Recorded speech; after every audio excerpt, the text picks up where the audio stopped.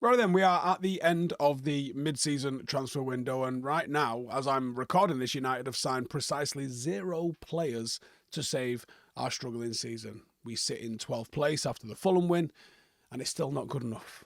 It's so not good enough. I do expect Dorgu to come over the line. That might be today, that might be tomorrow. But as it stands right now, we have not officially signed him. So I can sit here and say we have signed a grand total of 0 players because that's the truth. So questions persist. One, why aren't we giving him any players? Now, the second one is, who could we even realistically bring in and sign? So I thought I would do 5 last-ditch January transfers that United could do. So we'll start with Douglas. So Douglas is a Malian attacker, currently plays for RB Salzburg, signed for them back in 2021, and he hasn't impressed in the time that he's played there. The rumoured price for him is meant to be under 10 million euros. He's currently on 6 goals and 6 assists this season, which would make him United's best player if he played for us and produced those numbers. He is quick, he is creative, he is renowned for trickery, and he seems to have found his feet in Austria after a few loan spells before this. Amorim wants players with versatility in the squad, and he's going to need that trait in a lot of the players that he signs just because of the amount of players in the team that can't play his system.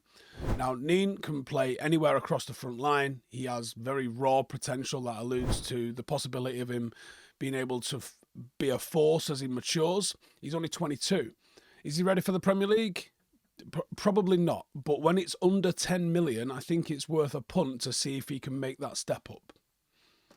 Number 2, Cunha. Now, this is someone that we've mentioned a lot on the channel, and especially in the last few weeks. He is a top player. There's not really much more you can add on him that's not already been said. If you don't know who that is, really, you shouldn't be watching this and you should be going watching some more football. He is going to get snapped up in the summer. It could be worth trying to get a head start on the deal right now while Wolves are struggling. He's on 10 goals and 4 assists in 22 league games, which is pretty impressive considering just how dog shit Wolves have been. They're really making us look good. United should absolutely be considering buying him in. He's another versatile option that can probably play anywhere along that front line, and considering we're rumoured to be losing one of, if not both of, Rashford and Garnacho, a forward that's capable of playing in one of the dual 10 roles is absolutely essential.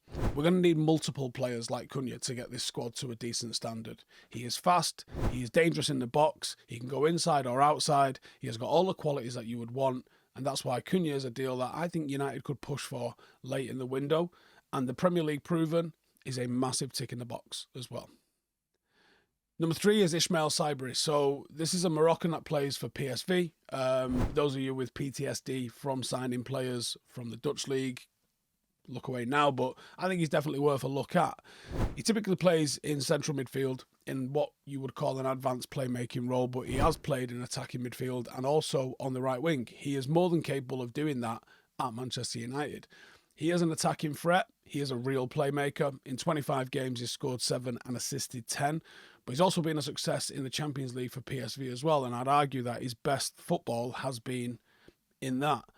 His attributes are speed, agility, strength. He holds off defenders really well. He's been sensational for them under pressure.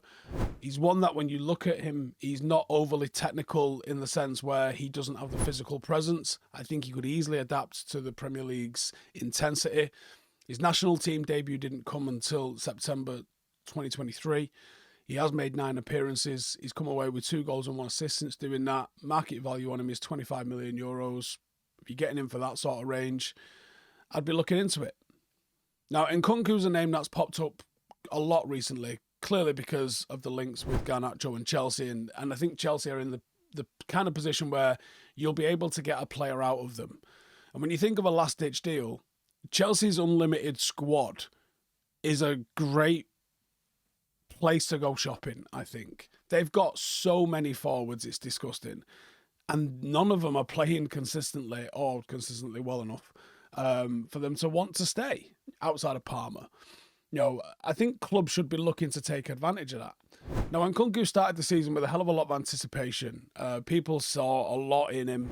We did a scout report on him. He's clearly talented, but it hasn't kicked on for him, and he's not kicked into gear at Chelsea.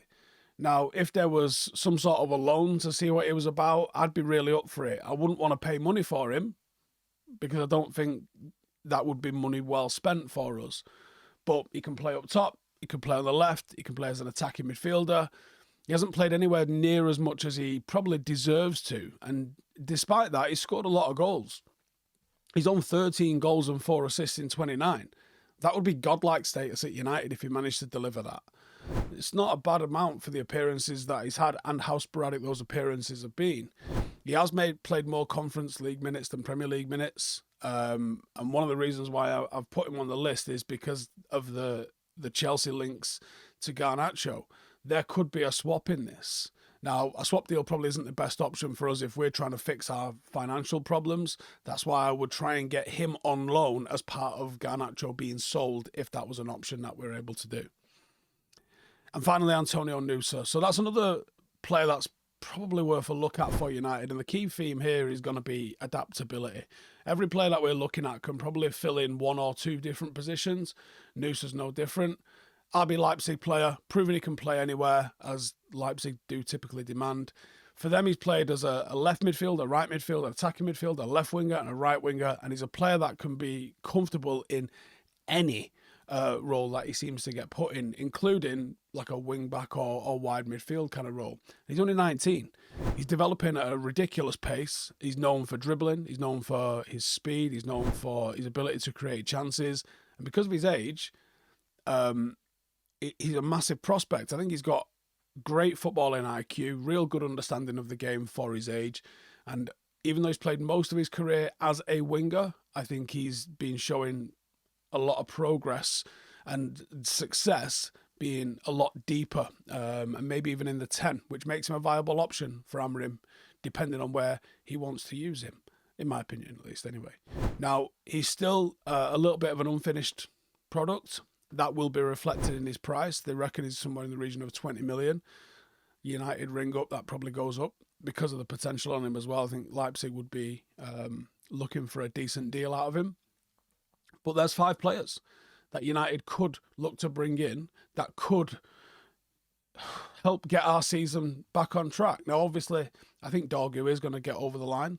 It seems like it is, unless he fails his medical or there's a massive snafu right at the end. It looks like he will be a signing. But we cannot go into the remainder of the season with just 1.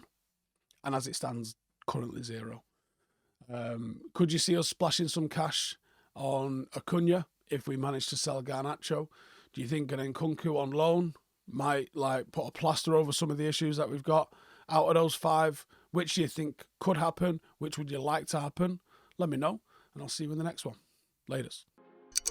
Hey, thank you for watching the video. If you are new around these parts, then don't forget to subscribe. My channel is proudly supported by my community on Patreon. If you'd like to get a little bit of extra content, a Discord group, meetups, 5-a-side games, weekly podcasts, behind the scenes, and even an occasional bit of transfer news as and when I get it, then for the price of a pint, you can show your appreciation for the content that we make and get some goodies for doing so as well. Check the link in the description or click the button right here. You'll also find all of my socials here too if you want to follow me on any of those platforms. Nice one.